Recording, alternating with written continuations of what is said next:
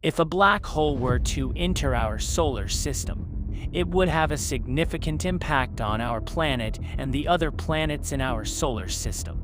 Firstly, the gravitational pull of the black hole would disrupt the orbits of the planets in our solar system, causing them to be thrown out of their current orbits and potentially collide with one another.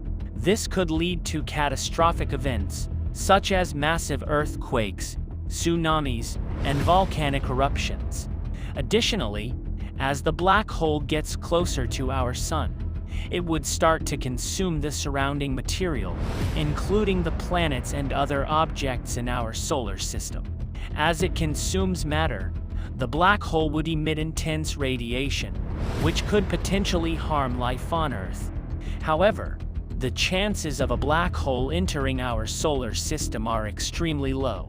The nearest known black hole, Vault 616 Monocerotis, is over 3,000 light-years away from us, and there are currently no known black holes that are on a trajectory to enter our solar system.